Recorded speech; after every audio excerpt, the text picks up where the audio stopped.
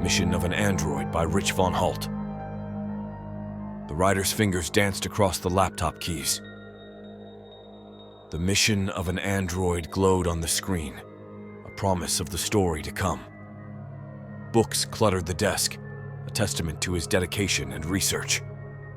The phone's shrill ring shattered his concentration. He sighed, resignation heavy in his voice. "No, I'm sorry. I can't make it. I have a deadline on this story. It's for a compilation book." Silence hung in the air as the caller posed a question. The writer cleared his throat, reaching out to touch the laptop screen, as if seeking inspiration from the words themselves. "What's it about?" He withdrew his hand, refocusing on the conversation. A man who just wants to fit in. The city lay in ruins, a mere shadow of its former glory. Dust and debris littered the streets, the remnants of a war that had ravaged the nation. Shattered buildings stood as silent witnesses to the destruction, their windows gaping like soulless eyes. Newspapers fluttered in the wind, their headlines a grim reminder of the events that had led to this desolation. U.S. and Middle East to create secret weapon. Billions to be spent. December 7th, 2110. The promise of power and dominance, now nothing more than faded ink on yellowed paper. U.S. secret weapon revealed. Surrogates destroyed. June 6th, 2111. The nation's hopes dashed, their ultimate defense rendered useless by an enemy they had underestimated. Judgment on America! All surrogates destroyed! December 21st, 2112. The final blow, a crippling defeat that left the country reeling. America must rebuild. April 29th, 2113.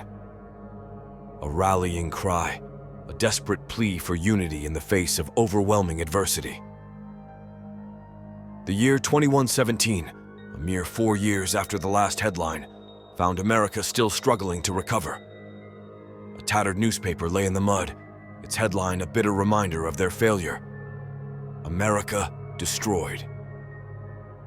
The caption beneath it drove the point home. U.S. secret weapon failed. October 6th, 2117. A gust of wind caught the newspaper, sending it skittering across the deserted street, a ghostly messenger bearing tidings of a nation's fall from grace. In this bleak landscape, a story was about to unfold. The tale of an android searching for acceptance in a world that had all but given up hope. A line of people snaked before the windowless building, their faces etched with weariness and desperation. The homeless shelter loomed ahead, a beacon of hope in a world ravaged by war and destruction. Inside the cafeteria, Reddick stood in line, his body swathed in layers of clothing. His eyes darted back and forth, a constant state of vigilance. A sharp pain lanced through his hand, and he grasped it tightly, his jaw clenching. Sophie, a 25-year-old volunteer, ladled mashed potatoes onto the trays of the shelter's patrons. Strands of hair escaped her ponytail, framing her face. As Reddick approached, she met his gaze, a flicker of curiosity in her eyes. "Some potatoes?" she asked, her voice warm and inviting. Reddick held out his tray and nodded, a silent acceptance of her offering. At a nearby table, Reddick pushed his fork through the unappetizing food, his eyes scanning the room. Sophie walked past, untying her apron, and his gaze lingered on her retreating form. He quickly turned back to his meal, a hint of sheepishness in his expression. Outside the shelter, Sophie leaned against the wall, a cigarette dangling from her lips. Reddick emerged and strode past her, his steps purposeful. "How was it?" Sophie called out, her voice cutting through the silence. Reddick spun around, his eyes wide with surprise. "You know, the mashed potatoes?" Sophie clarified, a smile playing at the corners of her mouth. Reddick nodded, a brief smile flickering across his face before he turned to leave. "Do you want a cigarette?" Sophie offered, taking a drag from her own. "They used to say these were bad for you, but who cares now, right? I'm Sophie, by the way." She extended her hand, and Reddick hesitated before reaching out to shake it. Sophie's grip was firm, and Reddick yanked his hand away, examining it before shoving it into his pocket. "Reddick," he mumbled, his voice low and gruff. "Where do you go at night?" Sophie asked, her curiosity piqued. "Nowhere," Reddick replied, his gaze shifting away from her. "Then why leave in the first place? You don't have a family either, do you? That's why I volunteer here at the shelter. Why do you come here?" Reddick's lips twitched, a hint of amusement in his eyes. "I like the mashed potatoes." Sophie grinned, her face lighting up. "I have an extra cot on the second floor if you want to stay. I mean, it's not comfortable or anything, but..." Reddick's expression shuddered, and he took a step back. "I'm sorry. I have to go." "I see," Sophie said, her smile fading. "I should get back too." "Goodbye," Reddick murmured, turning to leave. "Goodbye," Sophie echoed, watching as he disappeared into the ruined city, the enigma wrapped in layers of mystery. Reddick trudged through the rubble and debris of the forgotten city, the setting sun casting an eerie glow on the desolate landscape. His footsteps echoed in the silence, a lonely sound in a world devoid of life. As night descended, Reddick reached his apartment, his fingers fumbling in his pockets for the keys. The lock clicked, and he pushed the door open, the hinges creaking in protest. He stood in the doorway, his silhouette backlit by the dim light of the hallway. Suddenly, his eyes flared a brilliant green, and his body began to glow, a steady, pulsing light that illuminated the room. Reddick shrugged off his hooded sweatshirt, revealing the intricate circuitry that snaked up his ribcage and into his neck. He turned, exposing the motherboard imprinted on his back, a testament to his true nature. In the days that followed, Reddick immersed himself in his work. He sketched electronic equipment with a deft hand, his fingers flying across the paper as he brought his designs to life. He manipulated iron and metals with a skill that belied his years, shaping them into the components he needed. As the night sky blanketed the city, Reddick threw open his apartment window, the cool breeze caressing his face. His body pulsed with a deep green light, a beacon in the darkness. He gazed up at the stars, his mind churning with thoughts and emotions he could not quite comprehend. With a heavy sigh, Reddick retrieved a leather-bound journal from his desk. He flipped it open, the pages crackling with age, and carefully penned the date, October 7th, 2117. The words flowed from his pen, a chronicle of his existence in a world that had forgotten him. In the solitude of his apartment, Reddick grappled with the weight of his identity, the circuitry that defined him, and the yearning for a connection he could not quite fathom. He was a being caught between two worlds, a man and a machine, struggling to find his place in a society that had crumbled around him. In the cafeteria of the homeless shelter, Reddick focused on his meal, his fork scraping against the plate. Sophie's sly glances swept over him as she wiped the table before him. Their eyes met briefly, and she flashed a smile, prompting Reddick to avert his gaze. He rose, dumping his uneaten food into the trash. Sophie materialized beside him, her voice cutting through his thoughts. "Hi. I was going to take a walk outside. Do you want to join me?" Reddick's eyes drifted to the window, the setting sun painting the sky in hues of orange and pink. "I shouldn't," he mumbled, his voice heavy with reluctance. "Come on." Sophie's hand grasped his, the unexpected contact sending a jolt through his body.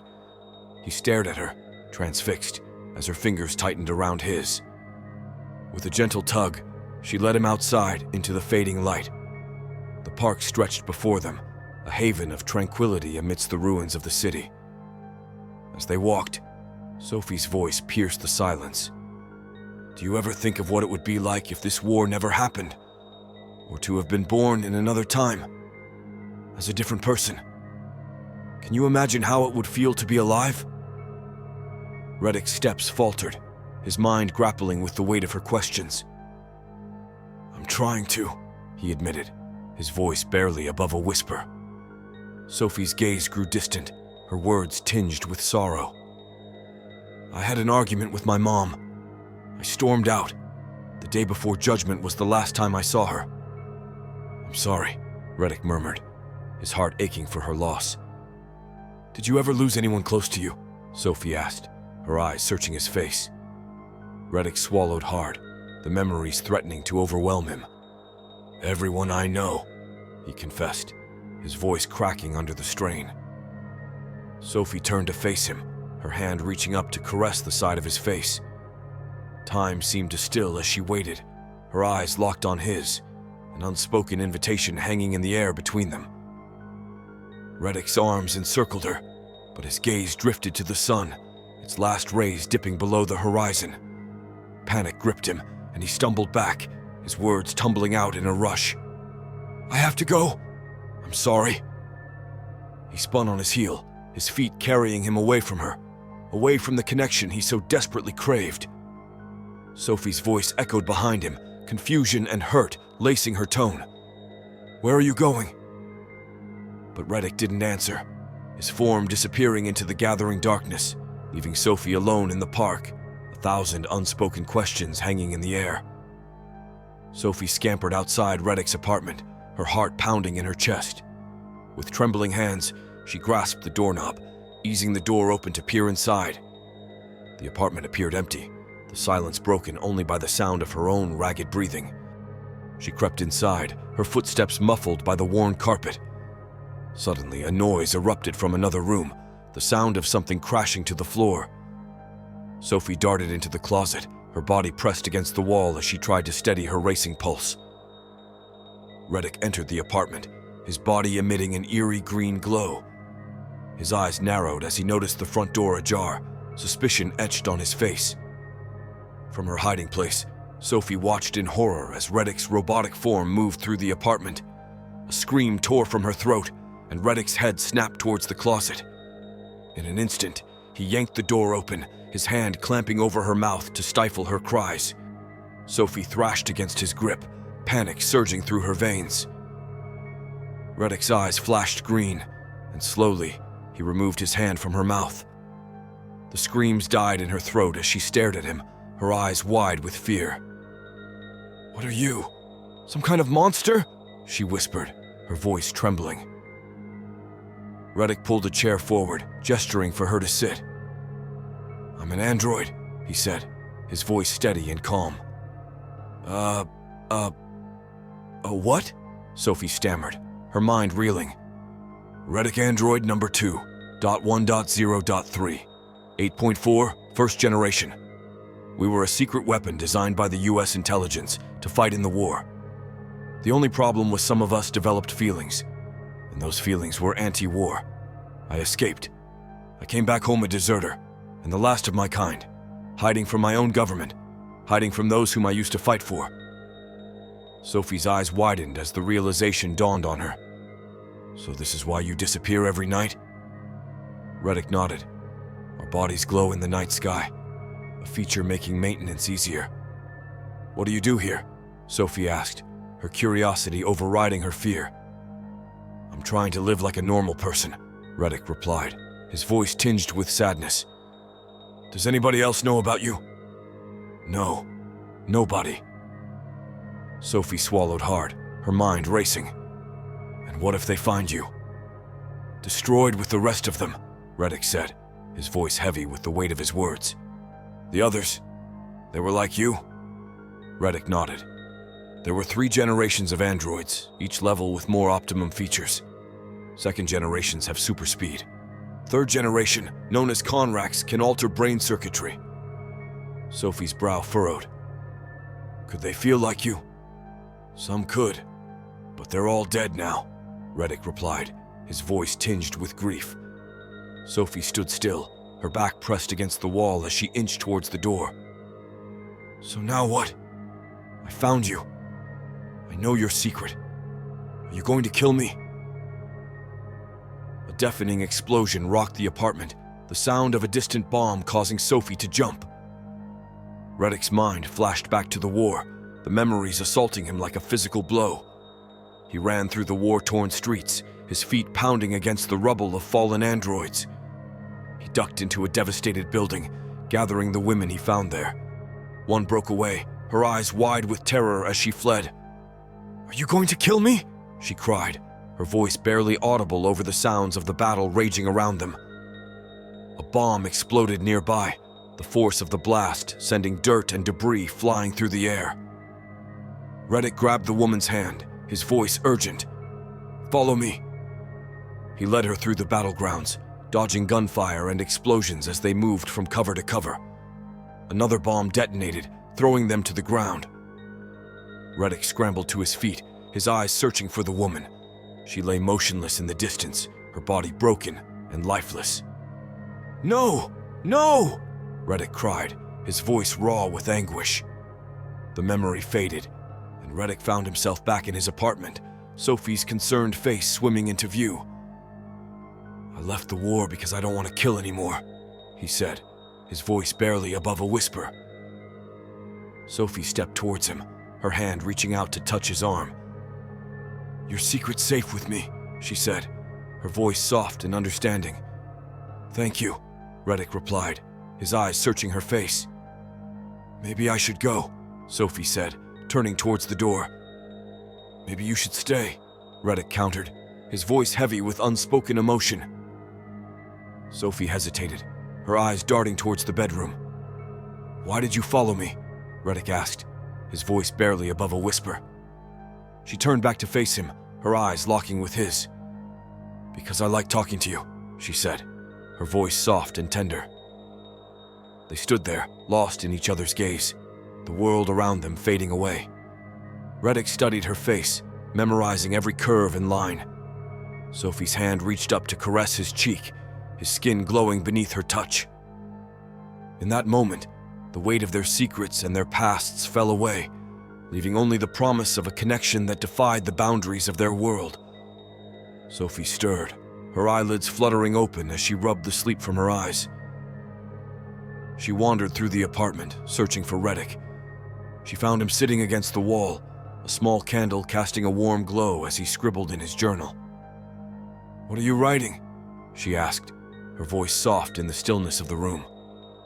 Reddick glanced up, his eyes meeting hers. "My memories," he replied, closing the journal with a snap. Sophie settled beside him, her arms snaking around his as she rested her head on his shoulder. The warmth of her body seeped into his, a comforting presence in the solitude of his thoughts. The sun glared down on them as they approached the homeless shelter, its rays harsh and unforgiving. Sophie grinned, her voice teasing.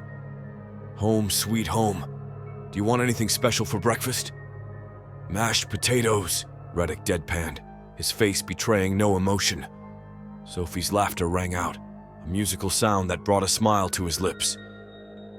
"Very funny," she said, her eyes sparkling with mirth. "Humorous. I like when you laugh," Reddick replied, his voice softening. Sophie halted, turning to face him. Her eyes searched his, a silent plea in their depths. "Wait for me? Until sundown and we can leave together." Reddick nodded, a promise unspoken but understood. In the cafeteria, Reddick savored the taste of mashed potatoes, his eyes seeking out Sophie. She smiled at him, a secret shared between them. He lifted a spoonful of the creamy mash, a gesture meant for her alone. Suddenly his hand trembled, the spoon clattering to the table. He tucked his hand beneath the table, his skin crawling as circuitry sprawled across his forehead. His gaze darted up, locking onto the imposing figure of Conrack, who stood in line, his eyes gleaming with malice. Conrack shoved the table aside, lunging at Reddick with a snarl. Sophie's head snapped up at the commotion, her eyes widening in horror. Reddick stumbled out of the shelter, his chest heaving as he clutched at his heart. He crumpled to his knees, circuits erupting above his right eye in a burst of flames. He shielded his face, his skin searing with pain. He lurched forward, seeking refuge behind an old El Camino, its paint peeling and rusted. His breath came in ragged gasps as he pressed his back against the cold metal. Conrack stalked towards the car, his footsteps measured and deliberate. The door slammed and Sophie's voice rang out, a desperate cry. "Reddick! No!" Conrack's head swiveled toward Sophie, a cruel smile twisting his features. He turned back to Reddick, his eyes glinting with malevolent glee. The microchip nestled between Reddick's thumb and forefinger pulsed with a feverish intensity. He curled his fingers into a tight fist, his knuckles whitening with the force of his grip. In the dimly lit room, the writer's hand mirrored Reddick's, clenched tight before unfurling slowly. The laptop screen glowed, the words, "To be continued," stark against the white background. The writer's eyes flashed green, his skin pulsating with an otherworldly energy. The story had taken on a life of its own, the character's fates intertwined with his own in a dance of creation and destruction. The battle had only just begun, and the writer knew that the path ahead would be fraught with danger and sacrifice. But in that moment, as the words flowed from his fingertips, he felt a sense of purpose, a calling that transcended the boundaries of his own existence. He was the creator, the puppet master, and the story was his to shape. And shape it he would, until the very end.